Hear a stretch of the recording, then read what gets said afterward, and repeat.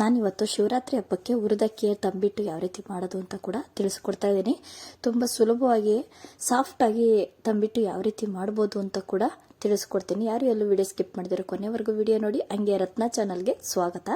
ನಾನಿವಾಗ ಫಸ್ಟ್ ಮೊದಲನೇದಾಗಿ ರೇಷನ್ ಅಕ್ಕಿನ ತೊಗೊಂಡಿದ್ದೀನಿ. 1 ಬೌಲಷ್ಟು ಕಡಲೆ ತೊಗೊಂಡಿದ್ದೀನಿ, ಒಂದು ಅರ್ಧ ಬೌಲು ಕಡಲೆ ಬೀಜ, ಅರ್ಧ ಬೌಲು, ಒಂದು ಅರ್ಧ ಬೌಲ್ ಅಷ್ಟು, ಒಂದು ಮುಕ್ಕಾಲು ಬೌಲು ಕೊಬ್ಬರಿ ತುರಿ, 1 ಬೌಲ್ ಬೆಲ್ಲ, ಏಲಕ್ಕಿ ಪುಡಿ, ಗಸಗಸೆ, ಎಳ್ಳು, ಇಷ್ಟು ಕೂಡ ಬಿಳಿ ಎಳ್ಳು ಇಷ್ಟು ತೊಗೊಂಡಿದ್ದೀನಿ.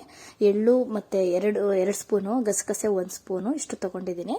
ಬೆಲ್ಲ ಅಕ್ಕಿ ಎಷ್ಟು ತೊಗೊತೀವೋ ಅಷ್ಟು ಬೆಲ್ಲ ತೊಗೋಬೇಕಾಗುತ್ತೆ, 1 ಬೌಲಷ್ಟು. ತೀರಾ ಒಂದು ಮುಕ್ಕಾಲು ನೋಡ್ಕೊಂಡು ದೊಡ್ಡ ಬೌಲು ಅಕ್ಕಿ ತೊಗೊಂಡ್ರೆ 1 ಮುಕ್ಕಾಲು ಬೌಲು ಬೆಲ್ಲ ತೊಗೊಳ್ಳಿ ಸಾಕು. ನೋಡಿ, ಇವಾಗ ರೇಷನ್ ಅಕ್ಕಿನ ಹಾಕೊಂಡು ಹುರ್ಕೊಳ್ತೀನಿ. ರೇಷನ್ ಅಕ್ಕಿ ಫಸ್ಟ್ ಅಂದರೆ ಉರಿಬೇಕು, ಹುರಿದು ಬಿಟ್ಟು ಮಾಡೋದು ತುಂಬ ಸುಲಭ. ಅಕ್ಕಿಯನ್ನು ತೊಳೆಯೋದು ಬೇಡ, ಏನು ಬೇಡ, ಹಂಗೆ ಹುರ್ಕೊಂಡ್ರೆ ಅಷ್ಟೇ ಸಾಕು. ನೋಡ್ತಾ ಇದ್ದೀರಲ್ಲ, ಕ್ಲೀನ್ ಮಾಡಿಕೊಂಡು ಹುರ್ಕೋಬೇಕು. ಅಷ್ಟರಲ್ಲಿ ಹಂಗೆ ಒಂದು ಕಡೆ ಬೆಲ್ಲನ ಕರ್ಗೋದಕ್ಕೆ ಇಟ್ಕೊಂಡ್ಬಿಡ್ತೀನಿ. ನಾನು ಗಟ್ಟಿ ಪಾಕ ತೆಗೆಯೋದಿಲ್ಲ, ಹಂಗಾಗಿ 1 ಗ್ಲಾಸ್ ನೀರನ್ನ ಹಾಕೊಳ್ತಾ ಇದ್ದೀನಿ. ಕರ್ಗಿದ ಮೇಲೆ ಇನ್ನೊಂದು ಪಾತ್ರೆಗೆ ಚೇಂಜ್ ಮಾಡ್ಕೊಳ್ತೀನಿ. ಯಾಕಪ್ಪ ಅಂದರೆ ಅದೇ ಕಲ್ಲೆಲ್ಲ ಇರುತ್ತೆ ಅಂತ ಹೇಳ್ಬಿಟ್ಟು. ಇದಕ್ಕೇನೆ ನಾನಿವಾಗ ಏಲಕ್ಕಿ ಪುಡಿನೂ ಕೂಡ ಹಾಕೊಂಡ್ಬಿಡ್ತೀನಿ. ಒಂದು ಅರ್ಧ ಸ್ಪೂನಷ್ಟು ಏಲಕ್ಕಿ ಪುಡಿ ಇದ್ದರೆ ಸಾಕಾಗ್ಬಿಡುತ್ತೆ. ನೋಡ್ತಾ ಇದ್ದೀರಲ್ಲ, ಈ ಥರ ಒಂದು 1/4 ಸ್ಪೂನೇ ಹಾಕ್ಕೊಂಡ್ರೂ ಆಗುತ್ತೆ, ಅರ್ಧ ಸ್ಪೂನ್ ಆದರೂ ಆಗುತ್ತೆ. ನೋಡಿಕೊಂಡು ಹಿಂಗೆ ಅಂತಂದರೆ ಫ್ಲೇವರ್ ಎಷ್ಟು ಹಾಕ್ಕೊಂಡ್ರು ಒಂಥರ ಚೆನ್ನಾಗಿರುತ್ತೆ, ಘಮ ಘಮ ಅನ್ನುತ್ತೆ.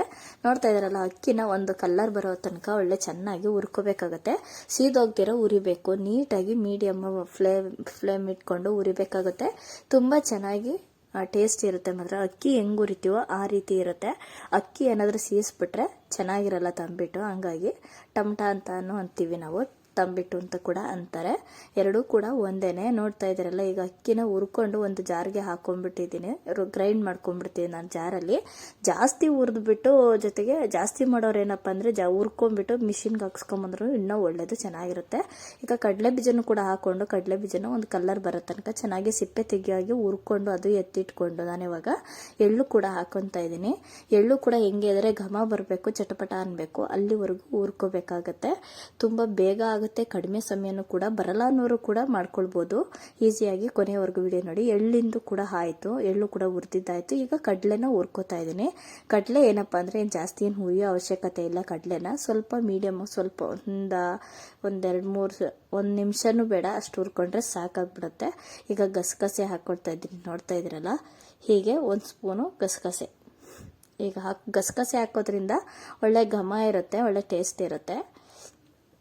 ನೋಡ್ತಾ ಇದ್ದೀರಲ್ಲ, ಹೀಗೆ ಹುರ್ಕೊಂಡು ಅಕ್ಕಿನ ಅದೇ ಗ್ರೈಂಡ್ ಮಾಡಿದ್ದೀನಲ್ಲ, ಹುರಿದಿರೋ ಅಕ್ಕಿನ ಇಷ್ಟು ಸೇರಿಸ್ಕೊತಾ ಇದ್ದೀನಿ. ನುಣ್ಣಗೆ ರುಬ್ಕೊಬೇಕಾಗತ್ತೆ ಅಕ್ಕಿ ಹಿಟ್ಟು. ಇದೇ ಜಾರ್ಗೆನೆ ನಾನಿವಾಗ ಕಡಲೆ ಬೀಜ ಜೊತೆಗೆ ಎಳ್ಳು, ಗಸಗಸೆ ಇದೆಲ್ಲವನ್ನು ಕೂಡ ಹಾಕೊಂಡು ತರಿಯಾಗಿ ಗ್ರೈಂಡ್ ಮಾಡ್ಕೊತೀನಿ ನಾನು. ತೀರಾ ನುಣ್ಣಗೆ ಬೇಡ, ಸ್ವಲ್ಪ ತರಿ ಇರಬೇಕು. ಆವಾಗಲೇ ಕೊಬ್ಬರಿನ ಇದ್ರಲ್ಲಿ ಹಾಕೊಂಡ್ಬಿಡ್ತೀನಿ. ಫಸ್ಟೇನೆ ಇದ್ರಲ್ಲಿ ಹಾಕ್ಕೊಂಡು, ಕೊಬ್ಬರಿ ಏನಪ್ಪ ಅಂತಂದರೆ 1 ಬೌಲಷ್ಟು, 1 ಮುಕ್ಕಾಲು ಬೌಲಷ್ಟು ಇರಬೇಕು. ಕೊಬ್ಬರಿ ಹಾಕಿದಷ್ಟು ಕೂಡ ಇನ್ನೂ ಚೆನ್ನಾಗಿರುತ್ತೆ. ಅತಿಯಾಗಿ ಹಾಕ್ಬಾರ್ದು, ಒಂದು ಮೀಡಿಯಮ್ ಆಗಿ ಒಂದು ಹದವಾಗಿ ಹಾಕಬೇಕು ಕೊಬ್ಬರಿ, ಅವಾಗೆ ತುಂಬ ಚೆನ್ನಾಗಿರುತ್ತೆ. ಇವಾಗ ಇದನ್ನು ಗ್ರೈಂಡ್ ಮಾಡ್ಕೊಂಡು, ನೋಡ್ತಾ ಇದ್ದೀರಲ್ಲ, ಈ ಥರ ತರಿ ಇರಬೇಕು. ತೀರಾ ತರಿನೂ ಇರಬಾರ್ದು, ತೀರ ನುಣ್ಣಗೂ ಇರಬಾರ್ದು, ಮೀಡಿಯಮ್ ಆಗಿರಬೇಕು. ಈ ರೀತಿಯಾಗಿ ಹುರ್ಕೋಬೇಕಾಗತ್ತೆ, ರುಬ್ಕೊಬೇಕಾಗತ್ತೆ, ಗ್ರೈಂಡ್ ಮಾಡ್ಕೋಬೇಕಾಗುತ್ತೆ. ಹುರಿದಿರೋದು ಅಷ್ಟೇನೆ, ಉರಿಯೋದು ಒಂದು ಹದವಾಗಿ ಉರಿಬೇಕು, ಇಲ್ಲಾಂದರೆ ಸೀದೋಗ್ಬಿಟ್ಟೆ ಒಂಥರ ಸ್ಮೆಲ್ ಬರುತ್ತೆ, ಚೆನ್ನಾಗಿರಲ್ಲ. ಹಂಗಾಗಿ ನೋಡಿಕೊಂಡು ಹುರ್ಕೋಬೇಕು. ಒಂದು ಹದವಾಗಿ ಹುರ್ಕೊಂಡು ಮಾಡ್ಕೊಳ್ಳೋದ್ರಿಂದ ತಂಬಿಟ್ಟಂತೂ ಅಂದರೆ ಟಮಟ ತಂಬಿಟ್ಟು ಈ ಥರ ಎಲ್ಲವನ್ನೂ ಕೂಡ ಅಂತಾರೆ. ಅದು ತುಂಬ ಚೆನ್ನಾಗಿರುತ್ತೆ, ಟೇಸ್ಟ್ ಅಂತೂ ಒಳ್ಳೆ ಘಮ ಇರುತ್ತೆ ಹುರಿದಕ್ಕಿನಲ್ಲಿ ಮಾಡೋದಂತೂ. ನೋಡ್ತಾ ಇದ್ದೀರಲ್ಲ, ಬೆಲ್ಲದ ಪಾಕ ಒಂದು ಬೇರೆ ಪಾತ್ರೆಗೆ ನಾನು ಶೋಧಿಸಿ ಇಟ್ಟಿದ್ದೆ ನಾಳೆ ಫಸ್ಟೇನೆ.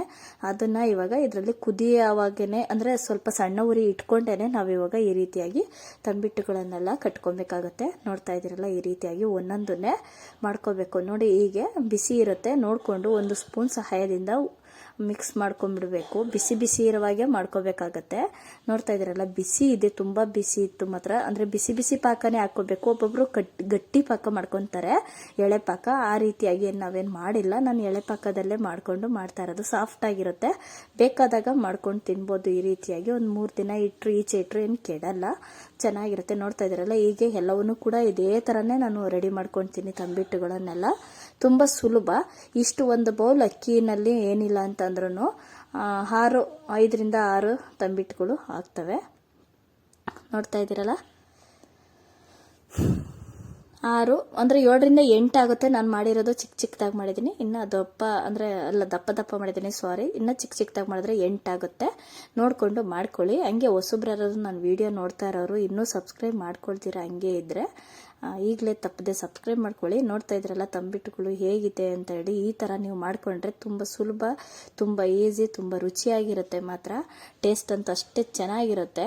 ಹಂಗೆ ಹೊಸಬ್ರು ಯಾರಾದರೂ ನನ್ನ ಚಾನಲ್ನ ನೋಡ್ತಾ ಇದ್ರೆ, ಅದೇ ರತ್ನ ಚಾನಲ್ನ ನೋಡ್ತಾ ಇದ್ರೆ ಇನ್ನೂ ಸಬ್ಸ್ಕ್ರೈಬ್ ಮಾಡ್ಕೊಂಡಿಲ್ಲ ಅಂದರೆ ಈಗಲೇ ತಪ್ಪದೆ ಸಬ್ಸ್ಕ್ರೈಬ್ ಮಾಡ್ಕೊಳ್ಳಿ. ಎಲ್ರಿಗೂ ನಮಸ್ಕಾರ. ಮುಂದಿನ ವಿಡಿಯೋದಲ್ಲಿ